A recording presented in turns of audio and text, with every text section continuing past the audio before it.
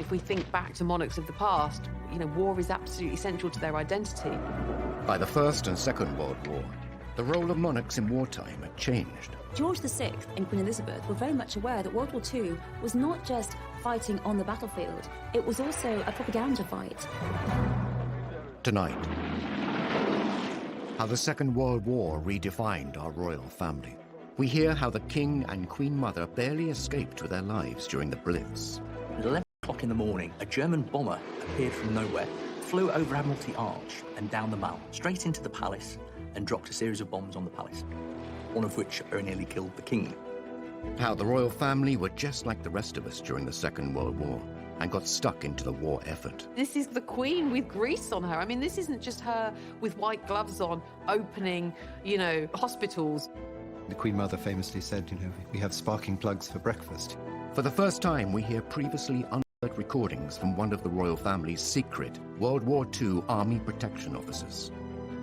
It was so top secret that we couldn't talk to anybody, couldn't be seen by anybody. And the new relationship that blossomed between the royal family and the British public. From the low point of the abdication, when they'd been called for a republic, here we are just 4 years later, and the King has somehow come to represent the whole spirit of the country, that resilience, that fighting spirit, that we can do it.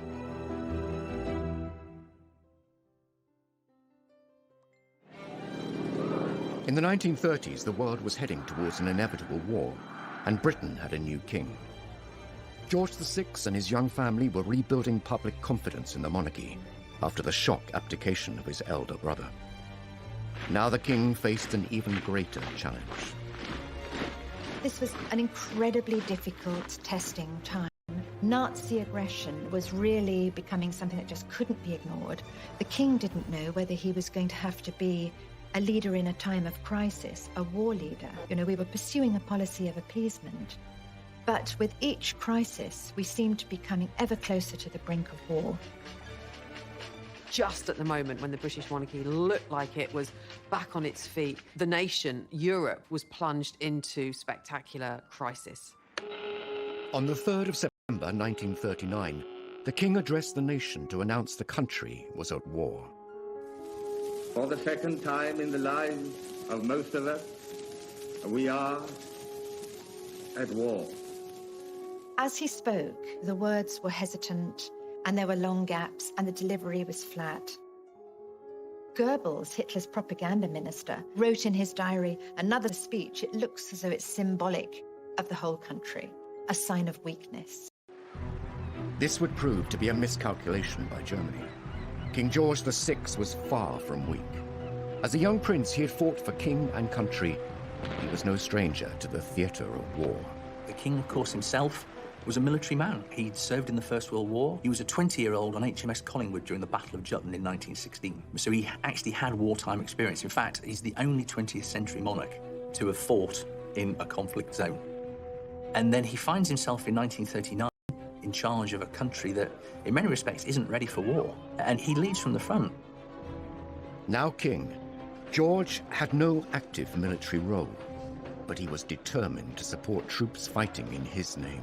Once the war actually really moves into its ascendancy with the German attack from May 1940 onwards, he dedicates himself relentlessly to maintaining national morale. The king and his family were soon to prove to the British public that they would stand by them. They would face the hardships of war together. Suddenly Britain was galvanized to be on a war footing. And what was very, very impressive at the time is that the King and the Queen stayed. Many aristocrats in Britain fled when they heard that war was imminent, and they said to the King and Queen, you should go too, you should go to Canada, where you'll be completely safe. And they said no. The Queen made an announcement that children won't go without me. I won't leave the King, and the King would never leave under any circumstances. The royal family embarked upon their own mission to raise the morale of the troops and of the public. They visited factories, they visited munitions, they visited troops all over the country. By all reports, the days that followed, productivity rates went up. There was a real sense that they galvanised people and given them a sort of new sense of vigour. Sequel to the Big Blitz, the visit of Their Majesties the King and Queen to districts in East London which suffered very severely. George VI and Queen Elizabeth were very much aware that World War II was not just fighting on the battlefield, it was also a propaganda fight. When they went around these bomb sites, people were just amazed. There was the Queen in all her jewellery and her furs, and on one occasion, there was a little dog who was half buried under rubble, and the dog was absolutely terrified, and no one could get it out. And the Queen knelt down, and she coaxed that little dog out of the hole. I mean, then there was cheers from all the crowd, and it's just little things like... Was not the only focus for the Luftwaffe. Coventry in the West Midlands had suffered a number of small attacks. On the evening of the 14th of November 1940, 500 German bombers flew over the city, dropping their bombs. The city, having been mercilessly bombed throughout a whole night without regard to military targets, now presents a grim appearance of devastation. Hundreds of civilians lost their lives. I mean, it was more intense bombing than anyone had yet experienced. In fact, Goebbels introduced a new word in the lexicon of horror to Coventrate, because 500 tons of high explosive bombs were dropped in one night. The city was just ablaze. It was a torch. You could see it 100 miles away. Nearly 600 people killed, and he was there immediately after to visit what was left. And apparently there's a story that these dazed, blitzed people who sort of had been bombed only a short time before all broke out into singing the national anthem. And remarkable man. The royal family's decision to remain in Britain meant that they were a direct target for the Third Reich. Though they were heavily guarded, George VI was keen to make sure that they could protect themselves, if need be. The king insisted that everybody be trained in how to fire pistols and rifles. Both he and Queen Elizabeth trained every day by all accounts. The Queen Mother, Queen Elizabeth, she used to practice by shooting rats and was very proficient at targeting rats. She was not just this kind of like passive, wife of the monarch. She was there going, I might not be on the front line, but if you guys come into my back garden, I'm going to be ready for you. So there was a real sense of her being this kind of domestic warrior, and no one wanted to mess with her. Not for nothing did Hitler describe her as the most dangerous woman in Europe.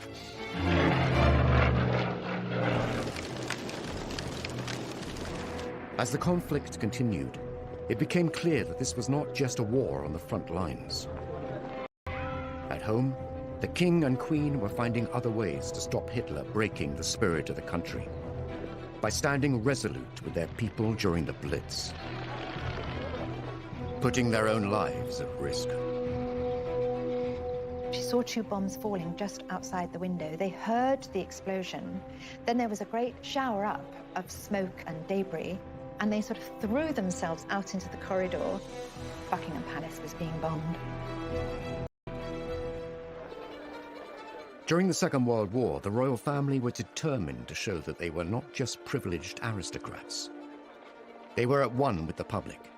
They would not run and hide, and they too would feel the struggle. For this monarchy to be seen as a family, without the kind of trappings of power and pageantry. And that was very much what George VI, Queen Elizabeth, and those around them in the palace pushed as the image. It was a normal domestic family facing the war, the austerity of the war, the fears of the war, the crisis of the war, the danger of the war, just like everybody else. From the low point of the abdication, when they'd been called for a republic, here we are just 4 years later, and the king has somehow come to represent the whole spirit of the country, that resilience, that fighting spirit, that we can do it. He's somehow come to epitomize that. It wasn't simply propaganda. The royal family were living the war like millions of other families in the UK. But unlike everyone else, they were individual targets for the Nazis. Decisions and plans had to be made. Losing the British royal family was unthinkable. In May of 1940, there's a sudden realization that Britain's security is actually now under threat. And this is when, for the first time, you have this idea of evacuating the monarchy away from London to the area which potentially would be the safest if there was a German attack. It's actually Worcestershire. It's about the furthest away from the coast. And also it was deemed to be the best in terms of communication. And with that, a force would be specifically created in secret, and their role was to, in the event of an invasion, protect the royal family, to move them out of London to one of these other safe places. Formed in the summer of 1940, this group had access to anything that they needed. The King and Queen were supposed to have a little suitcase packed and ready at all times to go. And if they were in Buckingham Palace and the worst happened and the invasion began, they would be bundled into the first ever bulletproof car in the UK, along with a number of armoured cars. As one of the men involved said, they were hugely honoured to have been given this mission, but they knew that their role in the event of the worst-case scenario was to fight to the last man. Professor Andrew Stewart spoke with one of those men charged with protecting the royals, Sir Geoffrey Darrell, before his death in 2013. He gave an incredible insight into how they prepared to keep the family safe in recordings never previously heard. On the code word Cromwell, we packed up and went straight in our buses. It was so top secret that we couldn't talk to anybody, couldn't be seen by anybody. Mike Tomping saw them when they were at Windsor. He took the princesses for a ride in the armoured cars that they were going to be in if they had to go to one of the houses. As the Nazi forces increased, the royal family too moved the young princesses to a safer location, Windsor Castle. The future monarch and her sister were repeatedly drilled in what to do if the castle came under attack. For the initial period, they sheltered in the dungeons because they were the most secure part of the castle. The Queen's protection officer during the war, Sir Geoffrey Darrell, highlights the real danger the young women were facing. If we'd been invaded, the only thing that could have happened, I think, would have been an airborne landing. The Germans would have had to have done it in the dark, grabbed them and taken them away before daylight, and I don't think they could have done it. Princesses might have been sent to Canada, I think. It's known the drill of getting them from their bedrooms down to the air raid shelters was practiced. They were given a special bag into which their favourite toys were put.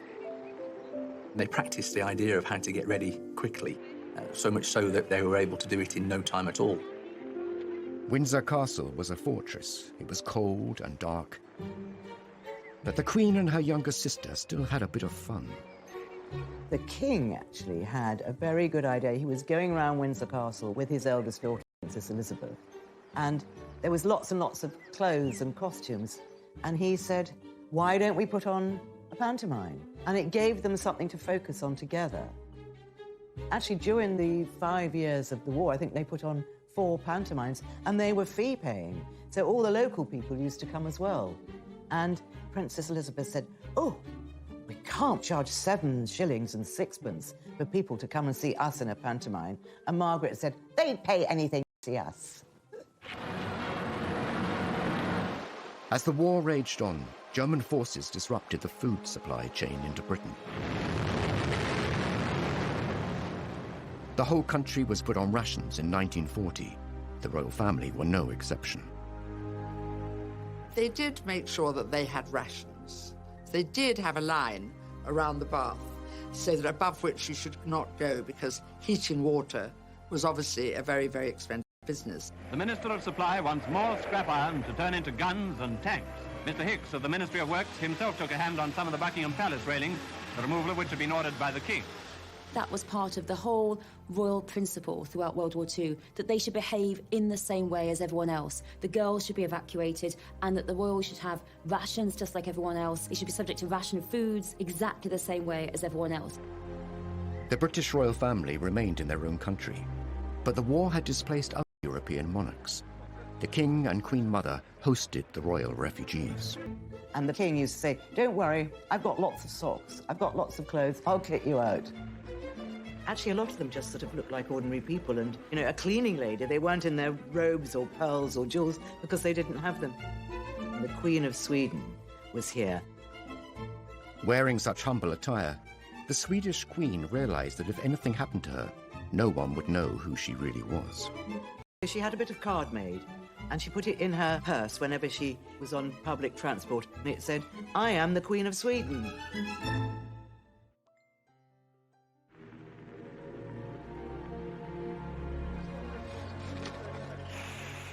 Families across the country were facing the loss of loved ones. Over 450,000 British lives were taken in the war. While the senior royals were not in active service, the King's brother, Prince George, the Duke of Kent, was serving in the RAF. He was tragically killed in a plane crash while on duty. It brought home just the tragic losses that basically everybody was not far removed from. Most people in their families, of course, had lost someone, and the royal family, in that sense, were no different. Well, this is what Queen Mary said, you know, everybody is losing family. We can't break down. We have to be strong and set an example. Now we've lost some family too. So many people had lost husbands, sons, brothers. They didn't feel they could call attention to their loss. It was just a very small funeral. And there's a very evocative description by Noel Coward, because when everyone was trying so hard to control their grief, when the coffin was brought in with his RAF cap on it, Noel Coward says he could feel his face. He just had tears rolling down his cheeks, and he was relieved to see that the King and Mountbatten were exactly the same. Aerial bombing raids were happening across the country. London was bombed more heavily and more often than other cities. Now, civilians were in Hitler's sights. They thought if there was continuous bombing of London, they would drive the civilian population mad and Britain would surrender. And on the 7th of September 1940, the largest aerial formation ever seen darkened the skies coming across the English Channel towards London. And suddenly, the East End was ablaze. Buckingham Palace was a key target for the German Luftwaffe. The palace was hit repeatedly during the Blitz. Buckingham Palace was actually bombed 16 times during the war, and of those 16 times, 9 of the actual bombing raids caused damage, one of which on Friday the 13th of September 1940 very nearly killed the King. At 11 o'clock in the morning, a German bomber appeared from nowhere, dropped below the clouds, flew over Admiralty Arch and down the Mall, dropped a series of bombs on the palace. The King was with the Queen and his private secretary in his private sitting room, just getting ready for the day's work. And they saw 2 bombs falling just outside the window. They heard the explosion. Then there was a great sort of shower up of smoke and debris. And they just had time to register, you know, that things were very wrong. And they sort of threw themselves out into the corridor and only afterwards realized just what exactly was happening, that Buckingham Palace was being bombed. The precise nature of the attack led the King himself to wonder if his own family in Germany were behind the bombing. In fact, it was suggested that the only way that that aircraft could have carried out the attack was if it was somebody who had an intimate knowledge of the palace. And in fact, for a long time, the suggestion was it was a gentleman called Prince Christoph of Hesse, who was a distant relative but had visited the palace a number of times prior to the war. This was a turning point for the royal family and his relationship with the British public. They did something unprecedented. The media were actually invited into Buckingham Palace and were shown around the damage and were told the story of what had happened. This was revelatory. This had not happened before. Latest outrage of the Nazis' indiscriminate fury is the bombing of Buckingham Palace. Remember, most people hadn't seen the inside of Buckingham Palace. They showed the brickwork that's fallen apart, all the masonry that had been left, and the danger there was to the King and Queen. So I think people felt, OK, they're going through a slightly better version of the war than we are. They weren't going to the tube every night to hide, but they were suffering from the same problems. They stood for something. It meant something to people that they were still there in the midst of all this. The King and Queen had changed the way the royal family interacted with the public. No longer were they closed off. Now they were out and about, being seen, commiserating, consoling, and encouraging the war effort. Buckingham Palace did take 9 direct hits, a policeman was killed, and the Queen, she said, "Now I can look the East End in the face." And she felt very strongly that because her home had been bombed, it put her on the same level as all these people who'd suffered so much. And we do see a change and a lot more support for the royals after this moment. The Queen was also keen to let the rest of the world see what was happening in Britain. Before the United States had joined the Second World War, she sent an invitation to the First Lady. The King and Queen were at Paddington Station to greet her in the name of the people of Britain as she arrived in London. One of the most important things the Queen Mother did during the war was to invite Mrs. Roosevelt over to England. So much of the damage caused by the big fire raid on the city. You get a real sense that, austerity was happening even in Buckingham Palace, reading her account. Queen Elizabeth had moved out of her rooms to give her guest her rooms, and they were palatial, but bracingly cold. You could see your breath. There was one little electric fire with just a thin orange glow. The glass had all been blown out and was replaced by a cheap substitute. And then when Eleanor Roosevelt went down to the dining room, it all looked very promising, beautiful ambiance and lots of gold and silver, but the food when it came was meager and unrecognizable as food for someone not used to wartime substitutes. In fact, she wasn't quite sure what she was eating. everything's boarded up and there's nothing very grand about Buckingham Palace. It's all, completely bleak. And so who better to go back and tell the president about what's going on in Britain than his wife? The Queen Mother's clever diplomacy brought the reality and horrors of the war to the United States. It cemented the special relationship between the two countries. And now it was time for the next generation to step forward and take the lead. Every Allied newspaper had a picture of the future Queen and her spanner and her ambulance. I mean, this was really quite feared because look at this. She's ready. She's out there. She'll go to the front and she'll risk her life if she has to for the war effort.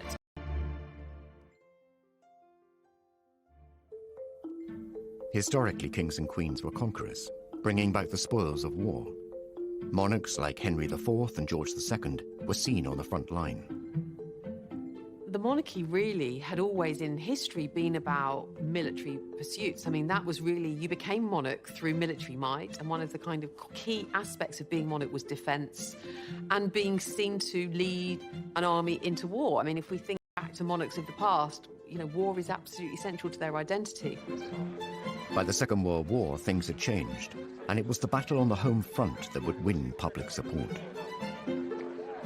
With George VI, it wasn't that he was going to be on the front line with the troops, leading troops into battle, but he was seen to kind of shore up the home front. And in that sense, he had a very active role in the war. He was part of the forces, even though he wasn't actually fighting. War was raging across Europe, and the King and Queen Mother remained in London with their daughters safe in Windsor. The Queen and her younger sister Margaret were growing up and wanted to be more involved in the war effort. At just 14 years old, the Queen reached out to other children across the empire. She did away from their parents, again, just like her mother, really saying, come on, guys, we've got to step up, we've got to steel ourselves, we've got to do the right thing for the right cause here, be brave, be brave. My sister and I, all of us children who are still at home, think continually of our friends and relations who have gone overseas, who have travelled thousands of miles to find a wartime home and a kindly welcome in Canada, Australia, New Zealand, South Africa, and the United States of America. We know, every one of us, that in the end all will be well, for God will care for us and give us victory and peace. And when peace comes, remember, it will be for us, the children of today, to make the world of tomorrow a better and happier place. It's one of the first public things that she ever did, and Princess Margaret chirps in at the end to say goodnight to them. Come on, Margaret. Good night, children. Good night, and good luck to you all. Children, of course, lost family, and they did a charming broadcast, and it was also sent to America because at that time we were still trying to entice America into being on our side. The Queen soon took on other public duties. On the 21st of April 1942, she turned 16 and was appointed Colonel-in-Chief of the Grenadier Guards by her father. That same day, she made her first official public appearance as she inspected her troops. She was only a child when war broke out, really very young, and she had to grow up without her parents, but also expected, really from quite a young age, to take on a leadership role. That was her first big responsibility, and so she took a great interest in her regiment and, very much involved with their activities. In 1945, aged 18, the Queen insisted on joining the Auxiliary Territorial Service, the women's branch of the British Army. Women were suddenly supposed to go to work, to go to the factories, to learn to be mechanics while the men were away fighting. And, the Queen and Princess Elizabeth were like, well, I'm just going to do the same thing. And so it was very much, if it's good enough for them, it's good enough for us, and we're no different. We don't require special treatment. She was absolutely determined that she would go out there and join in with other girls. Even if she couldn't do it, even if it was difficult, even if she made a fool of herself, she didn't care. She wanted to go out there and do her duty. George VI had said, hold on a second, no, this is not a job for you. And Princess Elizabeth, of course, our current queen, was like, absolutely not. I'm rolling my sleeves up. I want to join. I want to enter the war effort. And of course she did. And we see that amazing footage of her. She had to undergo 6 weeks of training. And 6 weeks of training were all about trucks, because that's what the ATS did. They drove people around, troops, bits of equipment, whatever the army needed, round in trucks. The Queen Mother famously said, we have sparking plugs for breakfast, so the Queen was obviously very interested in all that. The Queen rose quickly through the ranks. In a matter of months, she was promoted to junior commander, the equivalent of army captain. She just seems to be this sort of ageless icon. But when you look at her role in the war, she was this attractive woman, but a kind of active woman who was dressed in khakis, who was dressed in overalls. This is the Queen with grease on her. I mean, this isn't just her with white gloves on, opening, hospitals or, unveiling plaques. This is her actually doing a job of work. She served. She was the first, woman royal to be in the armed forces. So she led from the front. She delivered and she did what she needed to do. And I suppose she's lived that out ever since. And her remarkable longevity and sense of duty. And I think the Queen never took the easy path. And it would have been quite easy for her not to join the ATS, to stay in Windsor Castle with Margaret. Images of the future Queen in overalls driving large vehicles were widely distributed and became a powerful propaganda tool. The picture of the young Queen in her ATS uniform training for this difficult, dangerous work, that really cannot be underestimated, what effect it had on the morale of the people and also on the morale of the enemy. The fact that the future Queen was not protected, not wrapped in cotton wool, that she'd suffered bombings, that she'd been through it all, and now here she was training to go out on the front.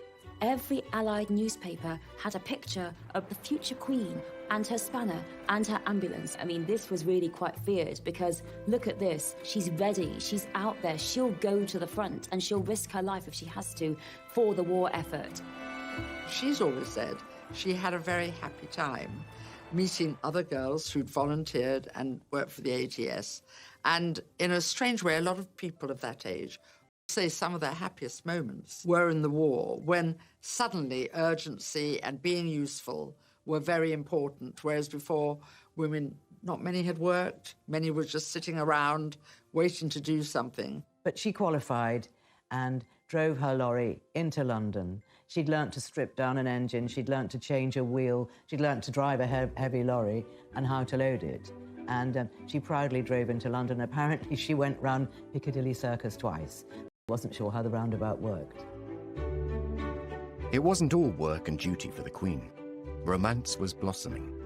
Her future husband was on the front line serving. Philip of Greece, when she was 13 and he was 18 at Dartmouth Naval College, he was a top cadet, he was going off to war, and he was absolutely charming to her. She records that they went for tea on the Royal Yacht, because of course they're related, and after tea the Royal Yacht sailed away, and all the cadets followed in their boats, but Prince Philip was the last one to turn back, and the king had to actually command him to go. He was a distant relation. He was produced on that occasion to look after the two princesses, and that's always where they say they focused on each other. And of course he had a very, very good war. He described to me once that during the war, he had no family in England. His mother was living in Greece, and of course he was Greek, and there was a certain wish or wonder, would he join the Greek Navy? But he decided that he'd done lots some training in Britain. And of course, he'd lived in Britain because his family had been exiled. And the Greek Navy was very small, and I think he thought he wouldn't see much action, so he joined the British Navy. He kept in touch with Queen Elizabeth during that time. In fact, she had a photograph of a naval officer with a beard on her table, and that was Prince Philip. He had a beard in those days, but I don't think it fooled anybody, but he was slightly disguised, I suppose. The war creates and cements the romance between Philip and Elizabeth. They don't see each other much, but they think about each other a lot. In July 1942, while second in command of HMS Wallace, Philip made history when he devised a plan that would save all on board. He was to become a war hero. Philip played a really immensely important role in the war in various ways, but perhaps no more so than the Allied invasion of Sicily, when there was a real danger that his ship was going to be bombed by the German Air Force. And so he came up with the idea of basically sending or throwing off the ship a raft and sort of lighting the raft and using that as a decoy and drawing the German bombers to that target whilst the warship moved away. And this was by the accounts, relatively recent accounts of those on the ship, said there's no doubt in the minds of many of those who served on that ship and who are alive today that, you know, Prince Philip's quick thinking saved the lives of the men on the ship and saved the warship. So he was, you know, quite the hero. The Second World War created many heroes, and the king would find a way to honor them all. None were more deserving than the people of Malta, where, despite personal risk, the king visited to express a nation's gratitude. Malta, that little island in the middle of the Mediterranean, was very strategically sited for airfields and harbours to support the North African War, and as a result, it had ended up being one of the most bombed places on earth, and its 250,000 people desperately hungry. And the king wanted to acknowledge their bravery and their valour. With the enemy just 60 miles away, the king arrived in Malta on the 20th of June 1943. There is this simply wonderful moment when finally he can get there. And it's a beautiful morning. Even at a distance, he can hear that word has spread that the whole jetty of the Grand Harbour in Valletta is absolutely crammed with people, cheering, shouting and waving. And the king is a solitary figure, slight figure in a white uniform on the bridge of HMS Aurora, giving the salute. And as he approaches, the roar became tumultuous. People were so pleased. Here was their king. The king bestowed the George Cross on the entire island, which had the effect that every fisherman and every man in a boat or every man walking the street felt that he, in a sense, had got the George Cross, you know, as a brave island. He wrote to his mother afterwards, entering that Grand Harbour of Valletta. It was a moment he would never forget. Finally, the tide of war was turning. The door was being opened to the possibility that we could win, and there was a hit song, Coming In on a Wing and a Prayer, which was all about coming in with the engines down and everything's gone wrong, but we're going to get home. And the princesses loved this. There's a gramophone at Balmoral, and they played this song over and over with the Queen and danced in the corridors. There was a real sort of lighter mood at last, some possibility of real hope. The Allied forces saw victory on the horizon. Soon, the future Queen and her younger sister would enjoy a rare moment of anonymity, up close and personal with their subjects. The king, who was such a cautious man, he too was so happy. He said, yes, off you go. On the 8th of May 1945, after 6 long years, the Prime Minister announced that war had come to an end. The country woke up to the wonder of it all. VE Day, Victory Day, a day like no other, a day they had, been fighting for.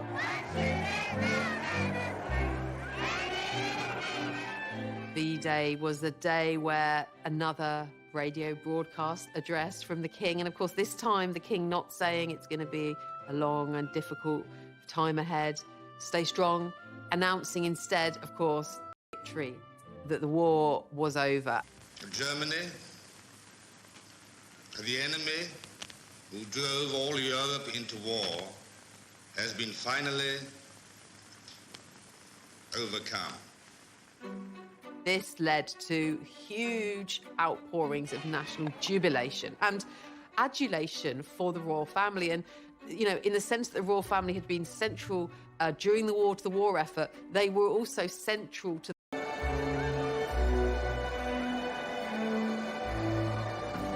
Then the crowd makes its way to the Mall.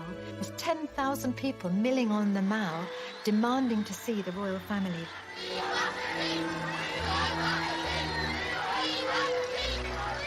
After years bound by the constraints of war, the future queen and her sister Margaret were desperate to get in amongst the celebrations. This day marked an amazing moment. There were crowds. Everyone rushed into the streets. It was this great moment. And the two princesses said to the king and queen, "Can we go outside with all those people?" And the king, who was such a cautious man, he too was so happy. He said, "Yes, off you go." And that seems unbelievable because it was absolute chaos outside. The young queen went out in her ATS uniform, and initially she'd pulled her cap down, but then she was told she couldn't go out with the uniform incorrect. She had to put it back up, and she was a bit concerned that people would recognize her.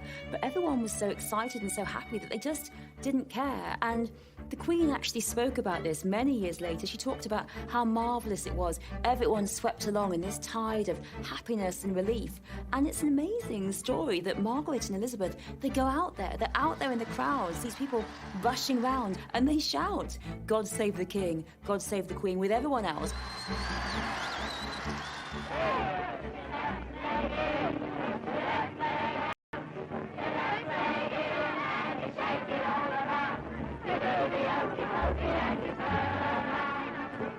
There was this wonderful moment as dusk fell and Buckingham Palace suddenly was floodlit. Lionel Logue, the King's speech therapist, was outside Buckingham Palace and he could see it all. He said the Queen's tiara caught the lights. It just seemed almost magical, like a fairyland. You know, suddenly there was light and cheering. And it went on for so long. They came out onto the balcony 8 times. It just seemed like, in that moment, the quintessential moment of victory. It wasn't just a military victory. It was a personal victory for the king. George VI, for all that he had a stammer, for all that he didn't want the role, for all that he dreaded the role, he had become the war leader, the king the country wanted. So it was an incredible turnaround for the monarchy. The great irony is that George VI was never supposed to be king. And on paper, he did not have the credentials of a king, but he was in fact made for the moment. He was actually exactly what Britain needed at that time.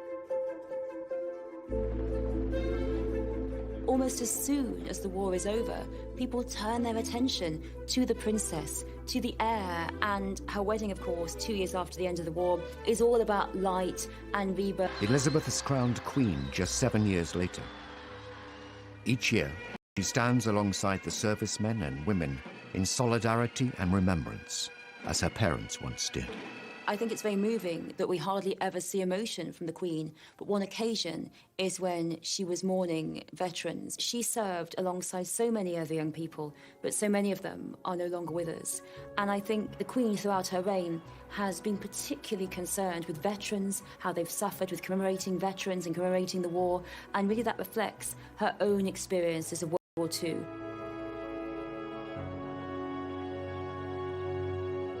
There's something so authentic about it. There's something that she is living or reliving the experiences that she's had. And there is no doubt that the respect that the Queen commands among a certain generation is because of her having lived through the experiences of World War II shoulder to shoulder with them. The Queen's experiences during the Second World War have undoubtedly shaped her life as a monarch. World War II is absolutely central to an understanding of the Queen, who she is, where she's come from, and why she has the sense of duty and devotion to the realm, to the national spirit. That completely explains it. For the Queen, watching her father step up to the role of king and lead during the Second World War has instilled an unwavering commitment within her. For her, war founded her character. It gave her the belief in sacrifice, in frugality, and in duty that she would carry through for the rest of her life and try and instill in her children, to make them too understand what a sacrifice her generation went through.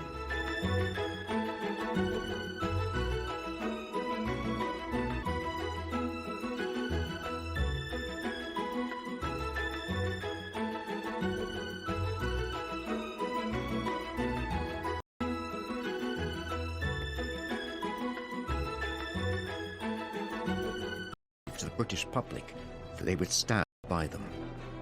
They would face the hardships of war together. Suddenly, Britain was galvanized to be on a war footing. And what was very, very impressive at the time is that the King and the Queen stayed.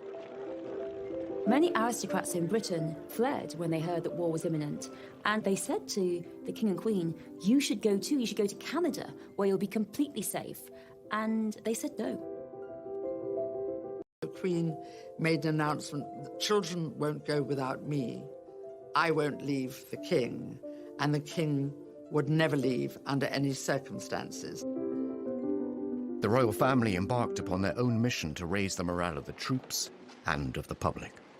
They visited factories, they visited munitions, they visited troops all over the country. By all reports, the days that followed, productivity rates went up. There was a real sense that they kind of galvanised people and given them a sort of new sense of